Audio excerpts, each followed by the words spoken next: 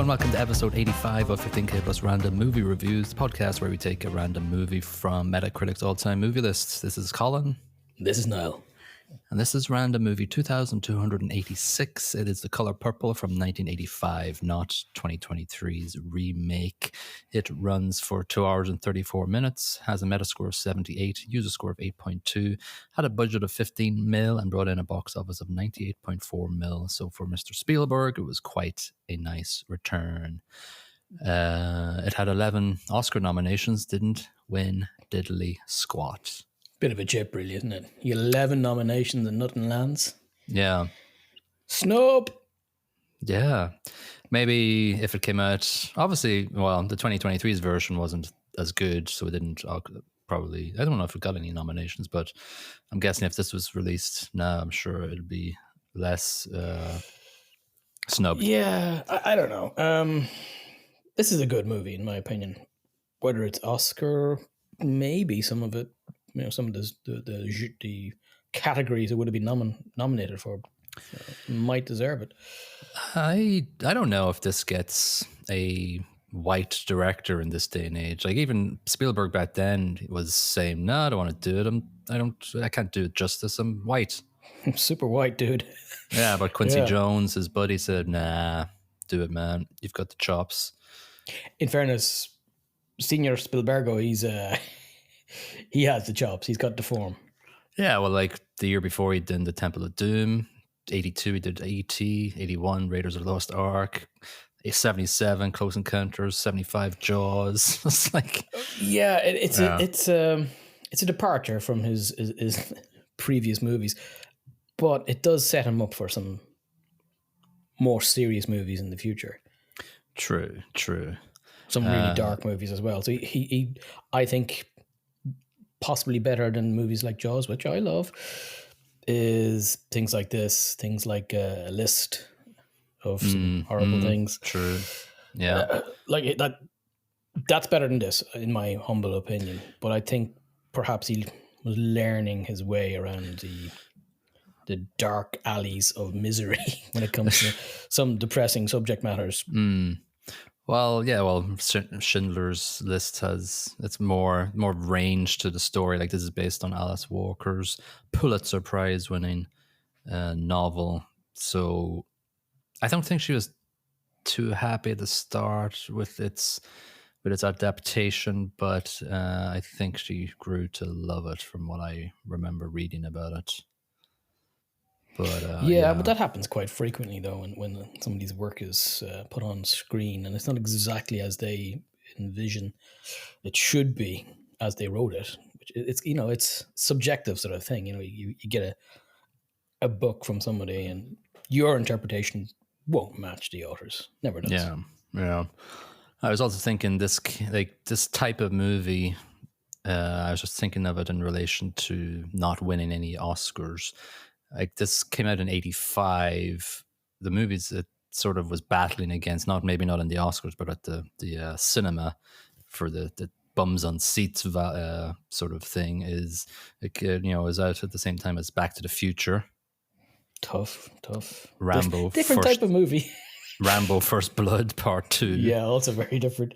Rocky 4. Like very also different. Stallone, yeah. Like what audience are you getting for this movie compared to those movies back in 85? This is not a blockbuster movie. This is a story, a complex story, and it's got the feels, and it can be an incredibly difficult watch at times. Yeah, the subject matter is dark. Like it's really depressing at times. It's shocking at times. Yeah, and like obviously, at the heart of it all, there's racial and gender oppression. Yeah. There's abuse, supreme amount of abuse. Yeah, from the first 5 minutes. Sweet Jesus, it is rough. Yeah, but also there's like a small gay relationship in it too, and this is 85 we're talking about here. Yeah. Weirdly, I watched this years ago, and I never really. It's not something that stuck in my mind. It wasn't an important feature. So it's quite subtly done then, in my opinion, because it's not the things I remember from this movie. It's not a brief dalliance between two ladies. Mm-hmm.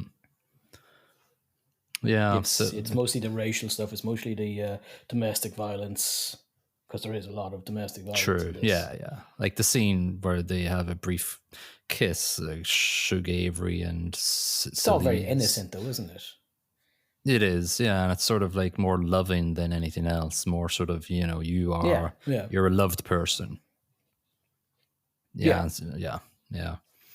Also, like we have to talk about maybe the two sort of breakthrough performances that sort of set their careers up: Whoopi Goldberg and Oprah Winfrey. I thought they were great in this. I thought Oprah was fantastic, and I thought Celie was absolutely stonking on this. It's a difficult enough role to play, in my opinion, and this is your breakthrough role. Yeah. Sounds Whoopi's kicked it out of the park in this. Whoopi whooped ass. She did. But I heard something about Oprah Winfrey's Sophia speech at the table, where she sort of snaps out of her stupor a little bit after being in prison for 8 years or so. Spielberg said, just ad lib what Celie did for you as a person, and blah blah blah. And then after that as well. Yeah, after the takes, Whoopi goes over and says, "Now you're an actor," and Oprah's like going, "This is your first movie." So I think they didn't talk for. I don't know if they talk now, but I don't think they got off to a good start there. Whoops. Yeah. So listen, let's generally sort of get through the different stages of this movie. So we sort of start off with the sisterly relationship between Celie and Nettie, and they obviously start with, their dancing and happiness through the sort of fields. Two sisters playing a little clappy game. It's quite nice. Purple flowers everywhere, which is where the name the color purple comes from, and it comes in a couple of times later on as well. Yeah, but it's quite a nice little scene. They're having a good time until they get out of the flowers and you realize this 14-year-old girl is pregnant, which isn't awesome. Yes. Yeah, we very quickly go into the childbirth scene, and it's hard. Immediately taken from her. Well, even before that, like her dad is just shouting at her, like, "Are you not bloody done yet?" Lovely guy. Amazing. So we sort of find out that she's had 2 kids by her dad, and it's like straight off the bat you're going, bam. This is crazy. Both children. What a lovely guy. Yeah. Well, we don't actually know that at the time. It's almost even darker. Nothing's actually said as to where they went through. We don't know where, but like there's a voiceover after that scene, and it is Celie saying that he sold her 2 kids. That he's had. Yeah, but for the first couple of minutes after that, you're led almost to believe that he's done something even more nefarious. Oh yeah, true. We soon see that Nettie is probably next on his radar, and so it's sort of like snowball, sort of uncomfortable scenario. Super uncomfortable. And then the dad is getting married to a kid as well. Yeah, 2 years older than his oldest girl. Yeah, that's grim. And we do see at this point Albert, played by our old friend Danny Glover. He's not yet too old for this shit. No. Why am I laughing at that? Yeah. Sorry. Oh God, that's us cancelled. Yep. But he's like basically he's got eyes for Nettie, but which is also kind of bad, but not as bad as the father having eyes for Nettie. Yeah. But I think the dad's like going, nah, you can take Celie instead. Yeah, because the dad wants Nettie for himself because he's a freak. Yeah, he's a terrible person. But we don't see him until he's in his coffin later on in the movie. So he's sort of out of sight, out of mind. Yeah. Thank Crunchy. So Celie gets sold off to Albert's household where he has kids already, and she gets welcomed with a brick to the head. Yeah, I found the conversation between Albert and the dad grim, because it's Yeah. almost like cattle trading, Yeah. Turn negotiating. around. Yeah. Turn Yeah, around. just Yeah. not great. It's objects. They're seen as objects and live in help and live in, sexual pleasure objects. That's basically the entire movie is what they are. One important, it's hard to say, but it draws a massive parallel between slavery and, I suppose, some sort of intergenerational trauma, and it just seems to be played out again, but within their own households, and it's just depressing. That's probably how it went. Grim. It is grim. It sort of made me think of Samuel L. Jackson's character in Django. Yeah, that popped into my head as well. It's just, oof. It's sort of just, it's a loop of degeneracy and just. Yeah, well, I think one thing that's very true when it comes to violence and domestic violence is that it's a chain. If you're abused as a child, then it seems that quite often you become an abuser yourself as a way of dealing with it, perhaps, or it's what you've learned how to behave in the world. Yeah. All depressing stuff. Yeah, Jesus. I was thinking about this when I was watching the movie. I was thinking, how the hell are we going to talk about this? And be light about it? Yeah. You can't be light about this. It's dark stuff. It's dark stuff. Listen, so she heads to her new life with Albert, and basically his previous wife has died, and so she comes into a shitty kitchen. Everything's crappy, and she's looking after the kids. She's looking after him in many ways, and I think we see the first sort of actual scene of abuse where she talks back to him when he's doing the kid's hair, and he just smacks her. Yeah, it's grim, and it doesn't really change from there for a large part of this poor girl's life. No, I do think, and obviously I don't want to see other scenes of abuse or whatever, but I just feel that maybe sometimes there's a long gap between things where you don't actually see it. Like you see in Whoopi Goldberg's expression that she's downtrodden and she's meek and she doesn't really value herself at all. But there are certain scenes, in between that Glover obviously is very abusive, but I just don't get that sort of full-on sort of Schindler's List sort of level of full-on just boom, boom, boom, boom, boom of just horrendousness. I think that's intentional. I think that because in between the horrifying scenes, that she gets on with her life as best she can. Yeah. So it's. I'm not saying it's not all miserable. It is all bloody miserable. It is. Yeah. In between that, there's just normal, mundane crap as well. Yeah. I think there's two sort of scenes we probably need to mention here without going too crazy, but I think it's very touching where Celie is in the haberdashery when she sees the baby, and she sort of has strong feelings about what she's missing out on and what her kid is doing. She recognizes the child straight away, or thinks she recognizes the child straight away, and thinks it's her Olivia, and has a conversation with the mother. And the mother says, "Oh well, the kid's name is I can't remember." No, the kid's real name is Olivia. Yeah, but she says, "Oh, no, her name is Phoebe, but I call her Olivia," and that's when Celie goes, "Oh, it's definitely her, isn't it?" Yeah, it's just sort of sad. She has sad, basically. Back. Yeah, I just don't know how else to put it. Basically, it's very, that scene's very well played by Whoopi. That's actually not Whoopi in this scene. Sorry, it's the young kid that's playing. Yeah, it's a young kid. It hasn't changed. She's very. I can't actually. I wrote her name down, and I don't know where I put it, but she's brilliant in this. Yeah, no, the young actress. Yeah, the young actresses are very. Who's good. older than us? So I don't know. I think then obviously one of the major parts of the movie is when the sister comes to visit, and I think this is where you just see their total love for each other and just they just want to be together because I think they're their little microcosm of safety and strength with each other. That's it. It's so much more important when they looked out for each other up to their whole lives up to this point. They're kind of two halves of one person, effectively.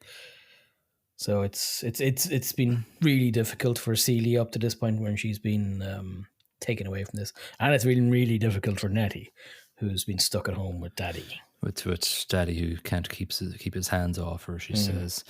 Very sweet, cute scene where they're learning to read with all the pieces of paper in the kitchen. Yeah, it's nicely done, actually. It's nicely done. Very nefarious scene, but very well shot when they're doing their Sky. The Sky one. But late in the next scene, they're out in the garden, and Albert just puts the newspaper above Celie and just so he can just see Nettie, which is not good. Disturbing. Yeah, because then in the next scene he chases her with a horse and he's an asshole. Yeah, let's be honest, he tries to rape her. That's two ways to put this. He doesn't succeed because he gets a bundle of books in the groin for his efforts, which is old man gets hit in the groin by football. Oscar. But hands old man. It doesn't go well for Nettie after that, unfortunately. No. Gets kicked out.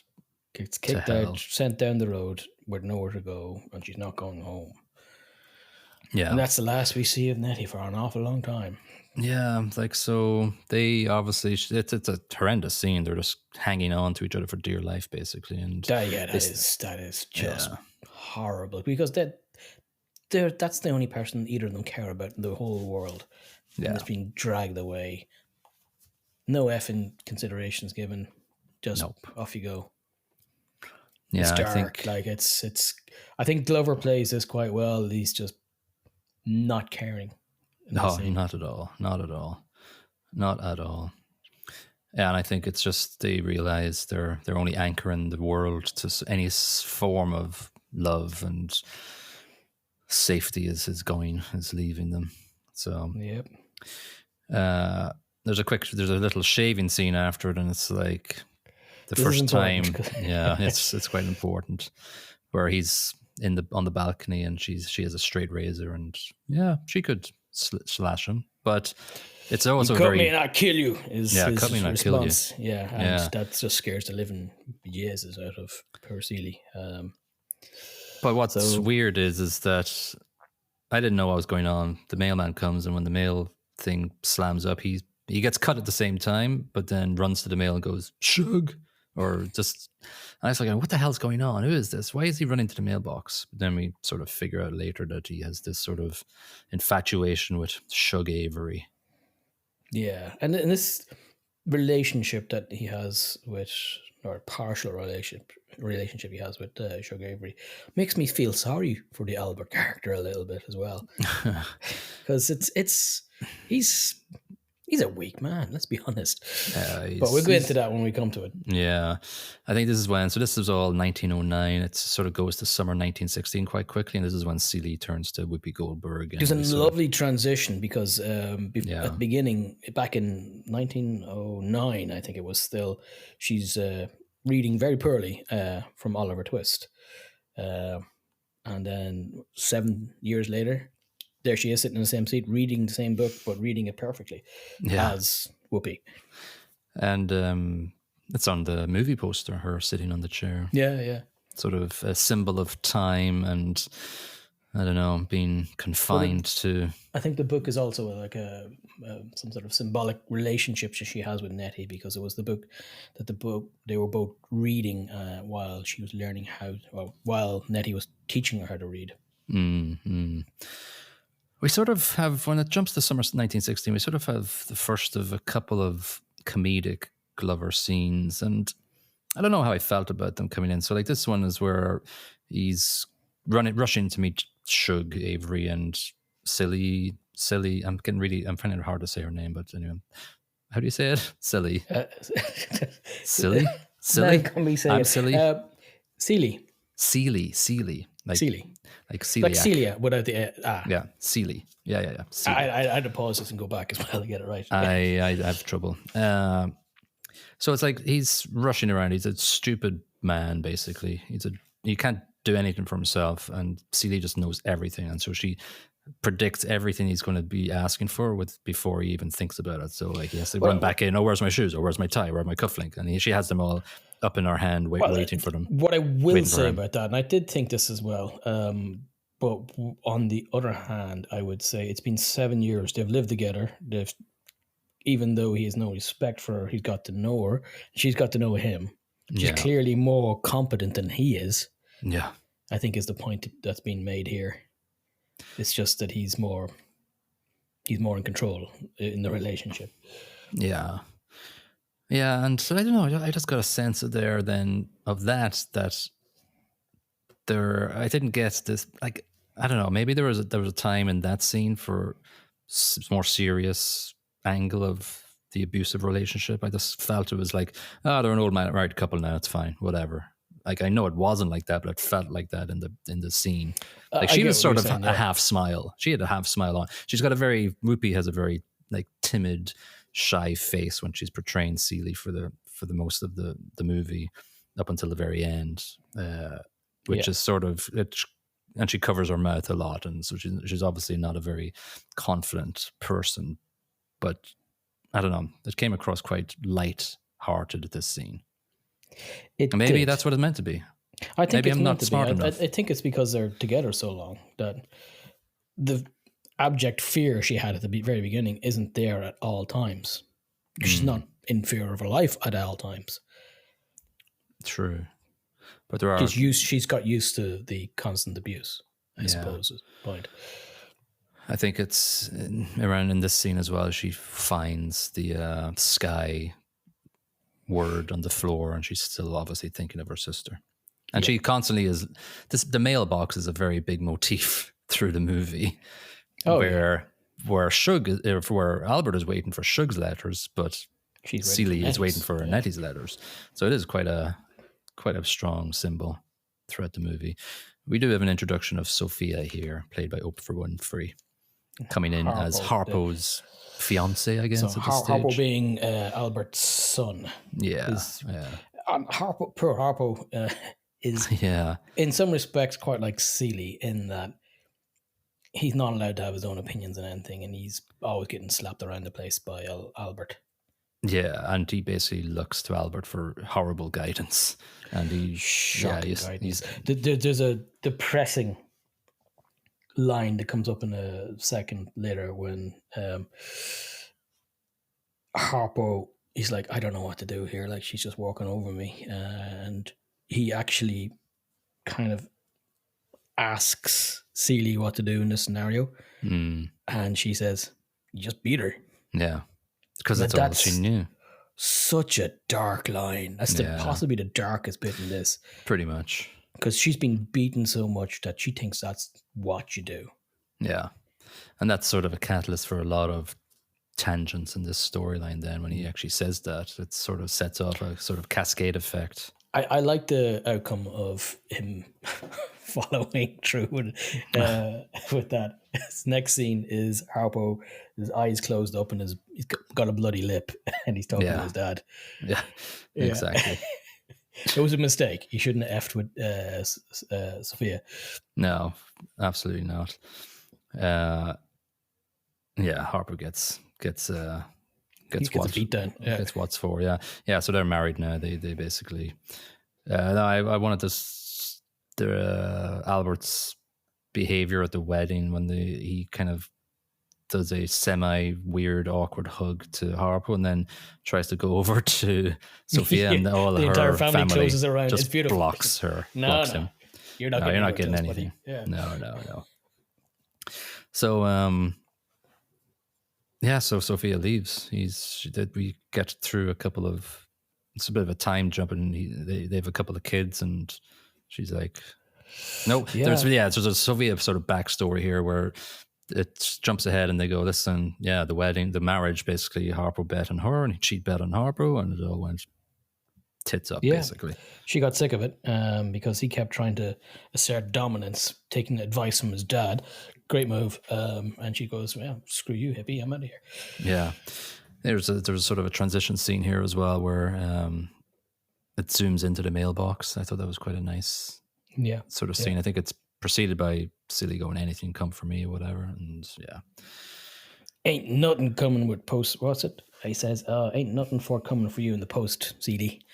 Yeah. Nice. Sugar Avery arrives here, and she's in the back of a wagon or something. It's a big ass storm, and Celie's like, I something's coming. I don't know if it's a twister or I don't know what. Nope, not a twister. Shug Avery. She is a tornado of sorts. She is. She's a character. Let's just say that. She was originally supposed to be played by Tina Turner, would you believe? Yeah, there was a couple of people that turned it down, actually. I don't remember the other one, but yeah, it was... I can see Tina being used because of her stonking voice. Well, maybe it was too close. I think they turned it down, actually. I don't think they really realized what sort of movie it was going to be. Yeah. There's two things I want to say about this scene where Sugar Avery comes in.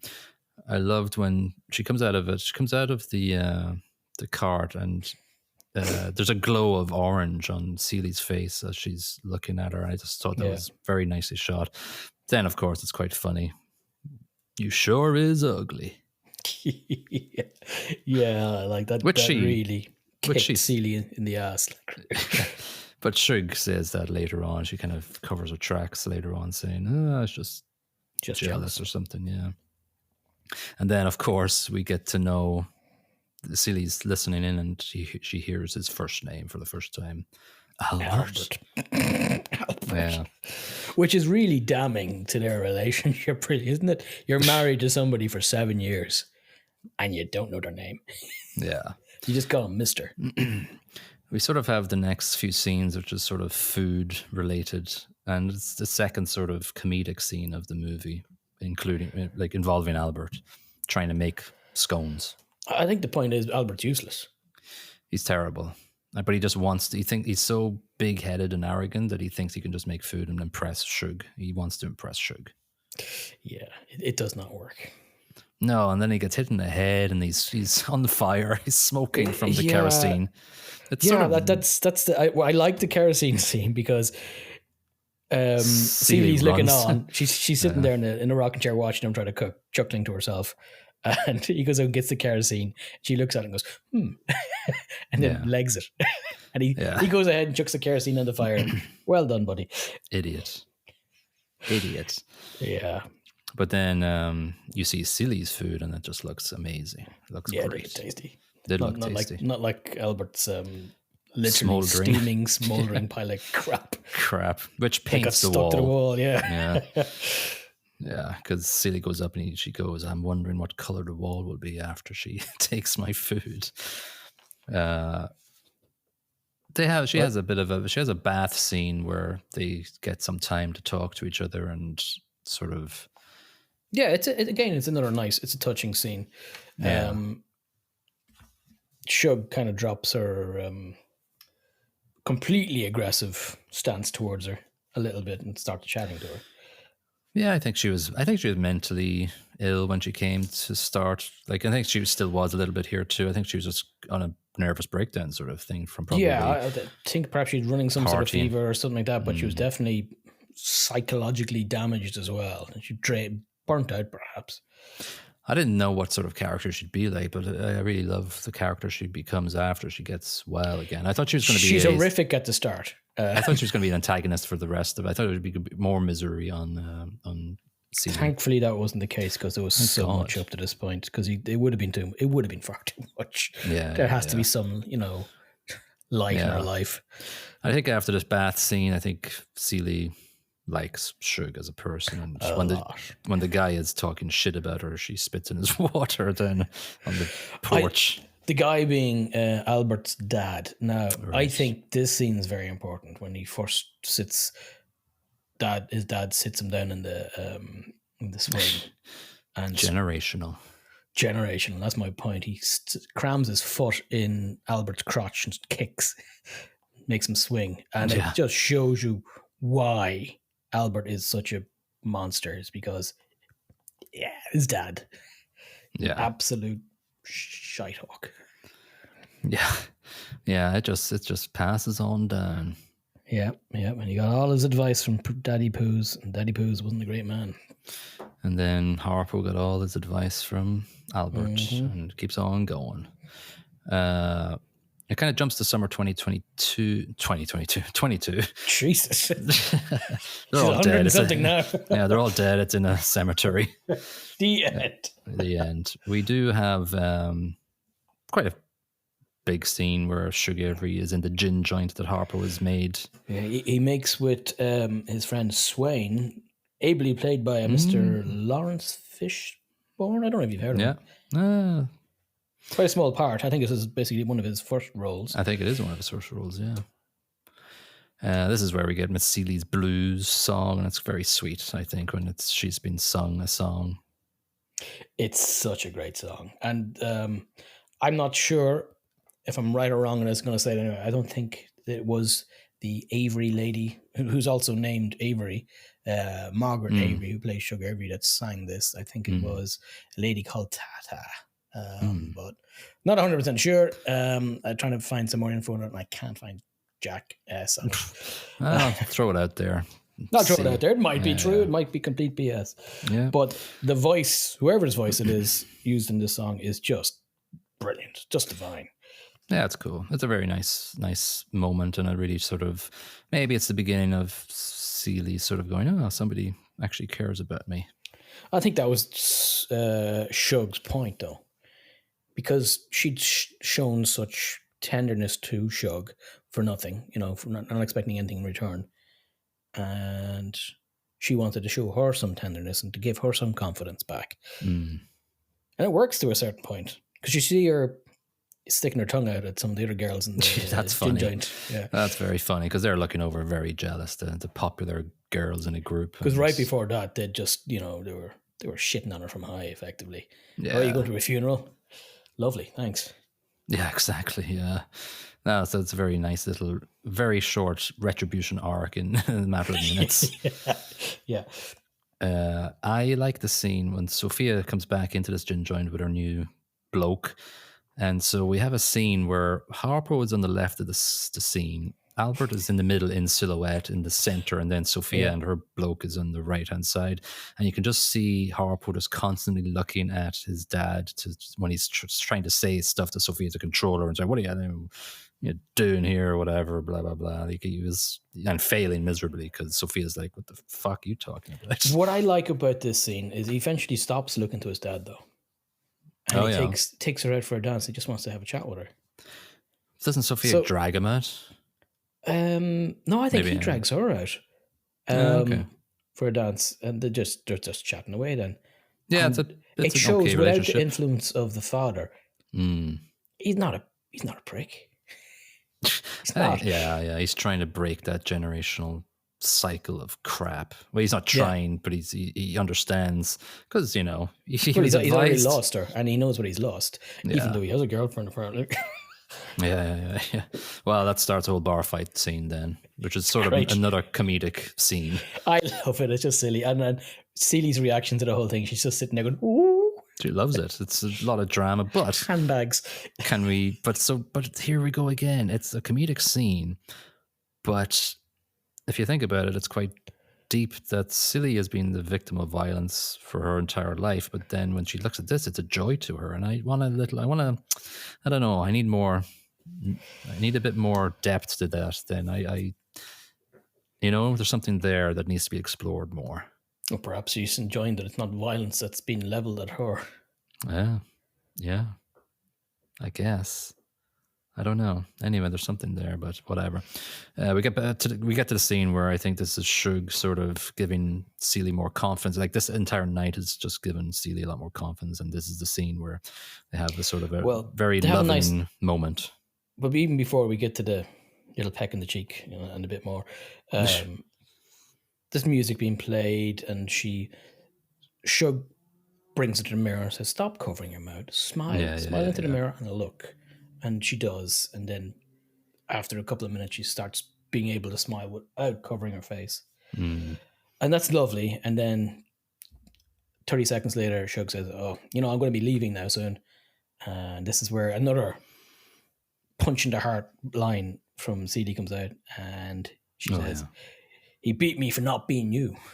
Yeah, he beats me when you're not here. Yeah, he beats me when you're not here. And then she goes, why would he do that? Not for not being you. And that's just cold. Not cold, but it's hard. Like, you can see it's hard and Shug to hear that as well. Because she cares about Celie at this point. She cares about Albert, but he's a bit of a prick. Yeah, she understands he's a twat. Yeah. And that's when snoggy time happens. Yeah, it sort of starts with pecking the forehead, pecking the cheek, and then it's mouth to mouth, and it's like, yeah, interesting. Then but it cuts, fine. fades to black next day type thing. Yeah. Although you have to say that, I think as well, in that scene, doesn't she tell her to shimmy in her dress, like do a little movement? Yeah. Because she does that when she gets her house back or whatever, her dad's house later. Yeah. On the driveway. So Shug goes to Memphis, and Celie is trying to pack up stuff and tries to go with her, and she tries to say something to Shug at the car. Before she f's off to this scene, there's a quick scene where Shug goes to her dad's place of work. Yeah. Where he's a pastor, and he refuses to talk to her. Even talk to her, yeah. What another example. A-hole. Yeah, another example of male stupidity and just stubbornness. Arrogance, stubbornness. Arrogance. It's just, that's your goddamn daughter, you absolute gimp. A man of the cloth as well. Yeah. Twat. No better. Yeah. Anyway, Celie's just, I think it's this obviously the second time after Natty that somebody that really loves her and cares for her is going. So it's just really sort of, she basically physically collapses on the road, basically, and sort of. Clover's reaction is, "Oh, come on!" Yeah, he just kind of like throws his hands up. Yeah. We do have another important scene where the white people sort of on the street with Sophia, sort of rich white woman. Yeah. Who sum it up in one sentence. Turned out to be the wife of the mayor. This doesn't go well for poor Sophia, whose kids that this rich white woman is going, "Oh, you're so clean. Why don't you become maids in my house? Yeah, come work for me." Hell nah. She's a damn effing right, yeah. Hell fucking no. Yeah. And that the husband comes up with, "What did you say to Missy?" Or whatever effing name was. Smack. She smacks him. Yeah. No, sorry. He smacks her, slaps her across the face. This is where you see Lawrence Fishburne in the background going, "Oh no, Missy, don't. No. Oh no, this can't be good." Balls up her fist and it lays him out. Unfortunately, this is, what year is this still? 1926? This is 22 still. Oh, 22, sorry. Yeah. And Deep South. Oh yeah, she gets surrounded very quickly, and you can see the sort of terror on her face then, and just fear that, oh no, yeah, this is, I've let my anger get rid of me, get the best of me. A mob of 20 angry white men surround her, and then the sheriff comes out. Of course, he settles the whole thing by hitting her over the head with the back of his gun. Yeah. And hitting her pretty damn hard. Yeah. And so then we have another time jump to fall 1930, and Sophia is a shadow of herself with a sort of permanent, closed left eye, and she's working for the lady that she gave lip to. The rich lady gets her fucking rewards. It's so sad. It is so sad. Again, it's one of the saddest things in this because she's broken. And she was one of the strongest characters up to this point in the whole movie. Yeah. Like, there was nothing that was phasing her. But she's gone. She's a shadow of herself at this point. And then, so the 8 years she hasn't seen her kids, and this woman is just making her work. Yeah. And she says to her, like it's a massive reward, after 8 years of keeping her away from her children, "Oh, you can go see them this Christmas Day. Yeah. I'll drive you in the car. I'll drive you there." Yeah. The whole day. Up to 5:00. Yeah.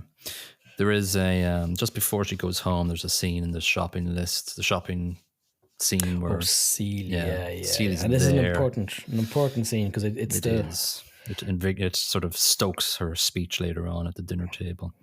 Yeah, but Celie takes the shopping list from her because Sophia's mentally sort of incapable of doing anything anymore. Point, yeah, she's pretty much she's at a formatting of her hard drive. That's terrible. The Sorry. OS That's is the OS yeah, has been wiped. Yeah, where are we going with this? She's broken. She's broken. Yeah. So she gets back home and sees her kids, and like obviously it's terribly sort of stifled. They don't remember her. Maybe the older one does, but it's quite. 8 years. And Sophia's broken as well. Even when she's hugging her kids, she's just like, I think she's just can't even really internalize what's gone on. But while this is happening, while she's slightly, even a little bit, coming to terms with seeing her children. Well, there's one thing. One thing she says, just to sort of, and then you can do onto the car thing. She kind of sums everything up as saying, "I don't know you all no more." Yeah, and then, like that's just very, very poignant. But they all gather around her. They all True. Big massive group hug, and they all show love to her. But just as that's happening, like just as some happiness is coming back into her life. Yeah, she's taking her coat off, literally. Yeah, coat is not even fully off. It's around her shoulders. And then she hears a commotion outside, and it's Missy, the rich white lady, freaking out because she's not been able to get the car in gear, and she keeps crashing into the house and into tractors and crap. And there's some black men. Oh my God, they're near my car. Go away from me. Yeah, it's just horrible. And she's freaking out because there's black men trying to help her. And yeah, they're going to kill me. They attacked me. Yeah. I helped you people. Oh. But the way then it evolves, basically, Sophia is trying everything in her power to say, oh, one of them will take you home. No. Oh, my sister will take you home. I don't know her. You take me home. Her. Yeah, you take me home. And she just finishes putting her jacket on, and that's it. Home time. I seen my kids for 10 minutes, if even. It's terrible. Poor Sophia. But she gets a little redemption. Not redemption, but she eventually gets back to herself. Yeah. So we jump, I believe, 6 years to spring 1936. Now Shug comes back with her hubby. There's an interesting bit where the car is pulling up, and both Celie and Albert, they're lying in bed together, and they both smile and go, Shug, at the exact same moment. Which is another sort of weird comedic thing. It is, but I think it's important because neither of them have any real affection towards each other at all. They don't particularly like each other, but they do like Shug. Both of them, in equal measures. Yeah. What's this guy? Dude, Grady. Grady is the husband. Yeah, well done. So I don't remember his name. They come running downstairs. Car pulls up, and the look on Celie's face when she cops who the man is just, again, it's just her face just falls. Albert's face is not Albert. He's not delighted either. Yeah. But he gets over it quick enough, actually. Well, yeah, the next scene, like they've had a few drinks and painted some eggs, which gives Celie and Shug an opportunity to chat. Yeah. Also, she goes down to the letterbox because she hears the letterbox rattling. Yeah, because she's waiting on a letter from Memphis. All right, and she heads down, and it's to Celie, and it's from Natty, of course. Yeah. I'm not dead. Yeah, and she'd been writing all these years. All these years. The kid, and she kind of is a voiceover, or they read it out, and the kid that you met was her. It was hers. It gives all this is possibly, to me, it's too nice a plot twist to be real in such a dark world, like where Nettie happens to be basically the caregiver to Celie's kids. Yeah. That's too nice a coincidence. It's a little in any world. It's lovely, yes, fantastic for Celie to hear this, but if I was to complain about the plot, this is the one piece. And also, right, we find out later they go looking for all the rest of the letters, and of course she finds them, but there's like dozens and dozens. Did she write her life story every letter? It looks that way, yeah. She basically I'm not gonna say it. She wrote down every piece of important information that happened in her life, and Nettie read it chronologically. Yeah, based on the timestamp of the postmark. So there's a massive sort of montage of African scenes here of Natty's life with the kids, and it culminates in a whole sort of tribal beat where there's a sort of a ritual scarification thing in Africa, and then Celie is going to shave. But before she's going to shave Albert, she's reading a letter, and he comes up from behind, slaps her in the face. Yeah. I called for you 3 minutes ago. And she's reading the letter that he had hidden from her, and something just sort of goes in her head. Snaps. Yeah. You can see it in her eyes. He's like, oh, okay. You want to shave, dear? Let's get that really sharp blade, really sharp in the strap, will we? You're taking your time. That thing's sharpened enough. And was it? Oh, the kids go running past Shug and say, "Oh yeah, wait, she's just about to give Mister a shave." So she runs Shug up. goes like, "Oh shit!" Yeah. So it's sort of tense because the tribal beat of it's sort of an edited version. It's edited sort of shots. Yeah, of it's kind of the overlaid. backstory of the kids in Africa. So it feels like it's what's about to happen to the kids being marked is like what's going to happen to worse. Yeah. But Shug saves the day. Oh yeah. There's a almost a bit of a power shift in that one moment though, because Albert's looking on, and for the first time in his life, he's scared of Celie because she was about to kill him, and he kind of he's not 100% sure of it, but he's a bit worried. He's holding his neck on. Oh, it could have been. Why am I stupid for letting her do that all these years? The answer is yes. Yeah.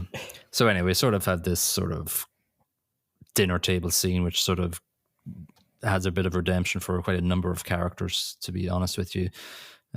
Shug's like they're having whatever table dinner. Sophia's there, Shug is there, everybody, his dad is there. Basically Shug says, Celie's coming with us. The hell she is. And then Celie has her speech. She does. She reams him a new one. She obviously takes him apart. You're a low down dirty dog. That's what's wrong with you. Yeah, true. And then the dad is like, you're going to listen. You're going to sit there and let her speak to you. And then he's trying to say something, but then she's like lunges at him with a knife. It's like, what the fuck? Holds it right to his throat. Again, very similar to the shave. Yeah. She doesn't finish him off. She gets talked down here by Miss Sophie. And Sophie has her own speech, which was ad-libbed by Oprah Winfrey on Spielberg's behest. I think it lands quite well. Yeah, she's so grateful of Celie's help with the shopping list. Yeah, it makes a massive difference to her life. But this moment where Celie stands up for herself, I think it fixes something in Sophie's head. Yeah. And she starts helping herself to the food and going, I think things are going to change around here. Yeah, I'm back. And then he gives a bit of lip to his dad as well. So she's definitely back. Yeah, it's great. And Sophie's not Sophie, Harpo's wife goes, I'm heading off with Shucks. I gotta be a singer. So everybody, all the lads around the table, apart from Grady are all kind of flummoxed. Grady's kind of chuckling to himself. It's great. Yeah. That's a good scene. We skipped the fall of 37 and sort of wrapping it up. We see Albert's farming bits. We see his paw coming there. You know what you need? You need a woman. Fucking hell. Yeah, but then Albert kind of but he gently ejects his dad, going, no. Leads him out. Yeah. We find then at the very end here that Celie and Natty's dad dies, and she gets the farm, and she does a little happy celebrity jig, and she looks pretty fancy in a dress. She must have. She's got a house. Also, when we missed a scene where she's leaving on the train and throws chocolates to what was her sister, but wasn't really her sister. It was just some random girl. It was, yeah. But it was quite a poetic scene, I guess. Poetic, but probably, I read somewhere this was kind of a goof in that a black lady in that time in the South, in this particular train line, drinking champers would not be allowed. Well, as well as that, she opens up a folks pants shop, as we see in the next scene. And it's like, okay. That's why not? Cool. Yeah. And there's a brief scene where Albert waves in the window and then just kind of disappeared. So I think at this point, I think the point being that Albert kind of misses her. He just waves in the window and walks on his way. He looks kind of sad because his life is shit since she left. So he knows that he's been an absolute gobshite, I think, is the point. Yeah. Stopped listening to his dad. Yeah, but again, we get it's quite a quick, rapid redemption for Albert. He gets a chance to redeem himself. He does, yeah. But what I like about his redemption is that he doesn't get thanked for it, and he shouldn't, because quite frankly, he's a rapist, and he doesn't deserve any thanks for once in his life doing the bloody right thing, where he sends money off to the Immigration Authority of America, and whatever it's called back in the day, and make sure that Nettie and the family all get back into America.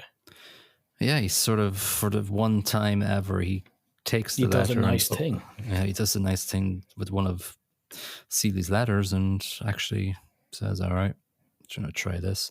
There is obviously a massive scene before that where the choir and the gin joint things come together. I thought it was quite contrived, but I guess I disliked this scene immensely. Actually, sorry, it was just it was too much. How do you hear them from so far away? Yeah, and then of course Shugan and her dad makes up and say, okay, fair enough. Yeah, I don't think he deserves it at this point, to be honest.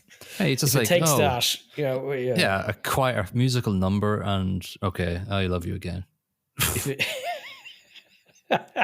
What happens if you don't have a choir with you or a band? Yeah, yeah. Sorry, when you came to me that time, you only talked to me. You didn't sing. This time I'm gonna. Yeah. More an R&B guy than soul. So Yeah. Final scene. Celie's kids show up and they don't speak English, but they know and are happy to see their mum. And Albert is in the field far away, looking on.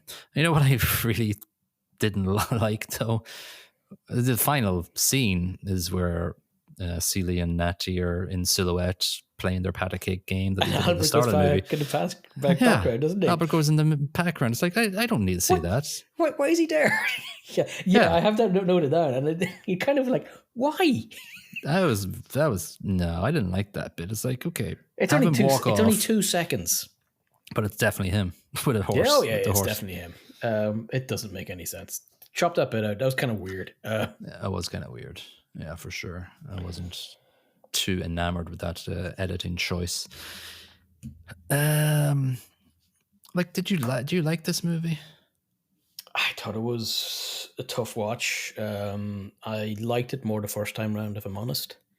I thought some of the acting in it was very good. I thought there were some plot holes in it. I thought some of the production is pretty good. That's not a bad movie. It's not perhaps a movie that would deserve many Oscars, if I'm honest. It got loads of nominations. So I'm thinking maybe the IMDb rating and the Metacritic ratings are actually quite right. It's a good movie, but it's not an amazing movie. It's not Spielberg's best work. No. You didn't like it, no? I don't know. I have given it good enough marks. Like I don't know. I just it was 2.5 hours. You know me with my. You don't like a long movie. Impatience. Not enough explosions. I kind of.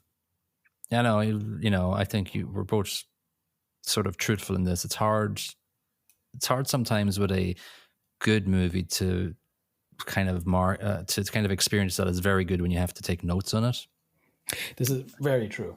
But if I could just sit down and watch it, if it's a great movie, that won't impact it too much. True, exactly. That's the problem this we're facing. This is a good movie, in my opinion. It's a good movie. Not a great movie. Yeah. I gave the plot 3. What did you give it?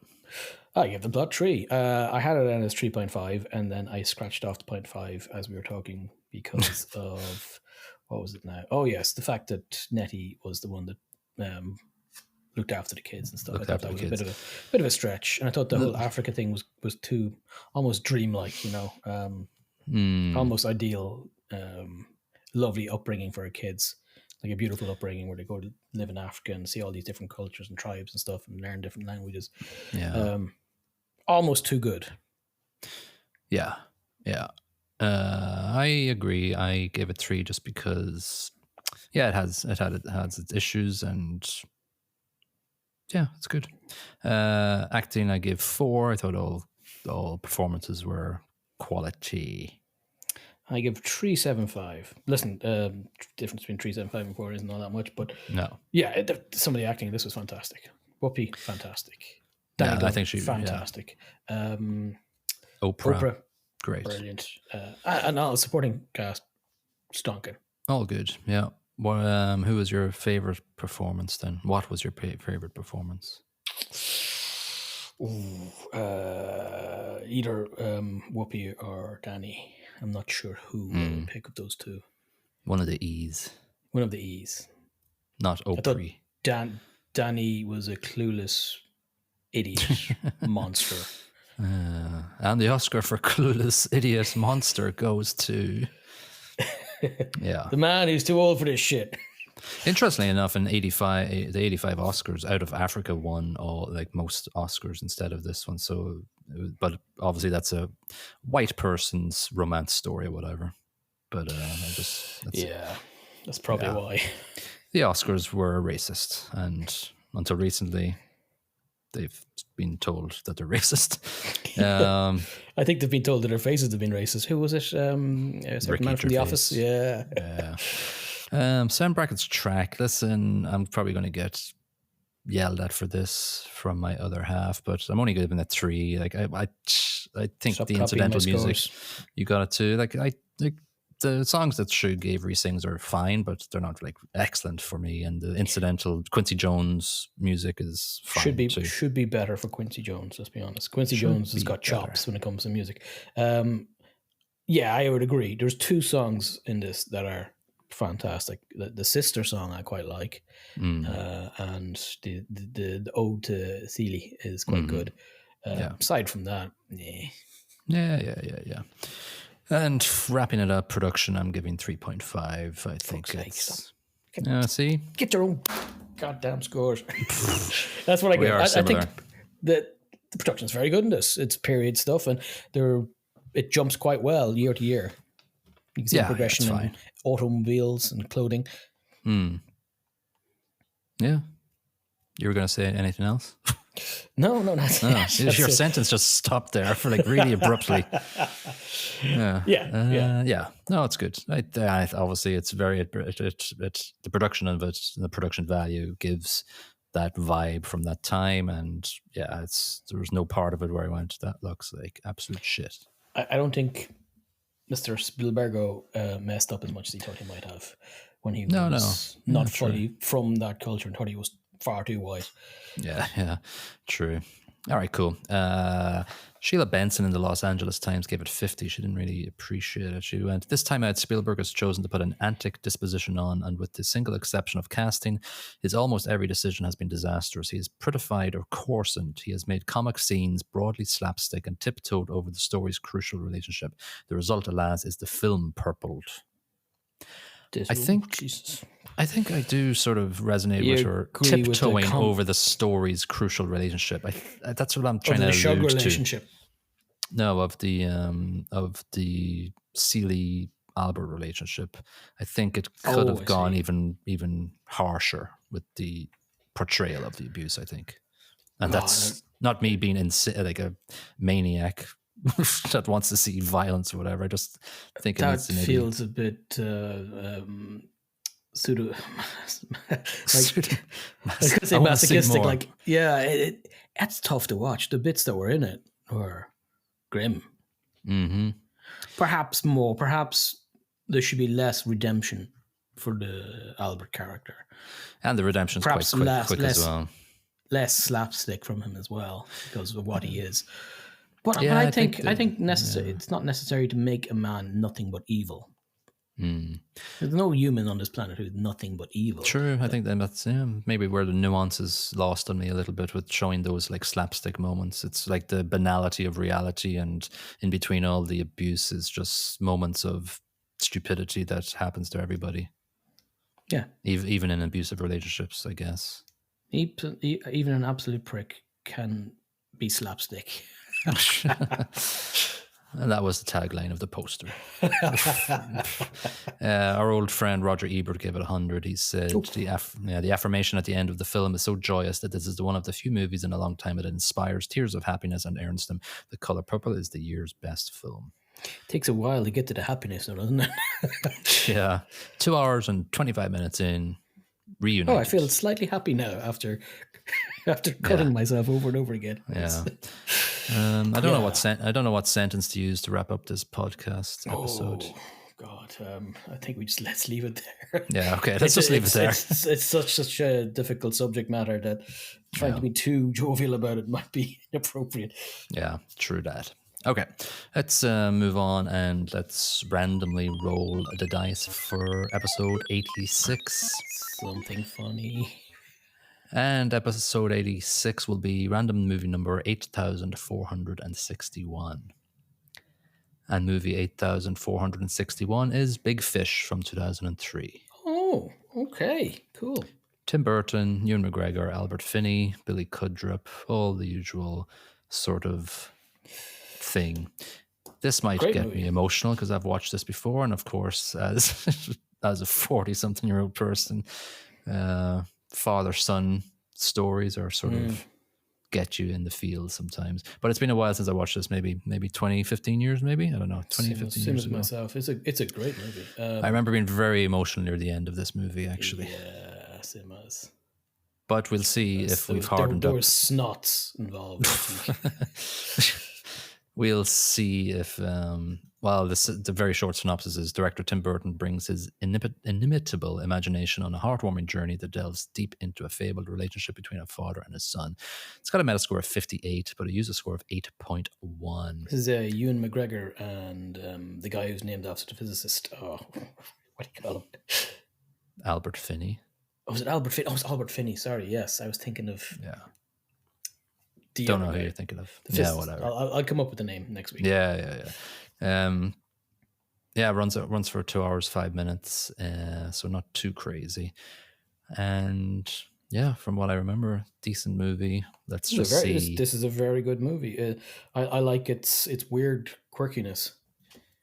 Yeah, I remember there's lots of great characters in it. The mad, big giant guy and two-headed woman or something. I can't remember, but the visuals, like a Tim Burton movie, they're always going to be strong. There's just something very magical about how this is portrayed, though. It's yeah. Damn, I remember it ends now. Crap. Yeah, exactly.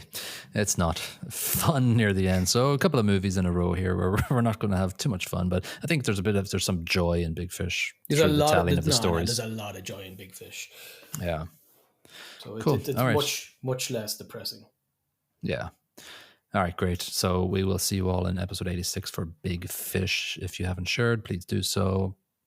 Like and subscribe and do whatever you got to do on your podcast platform that you listen to this on. And we'll see you in the next episode. Bye-bye. Cheerio.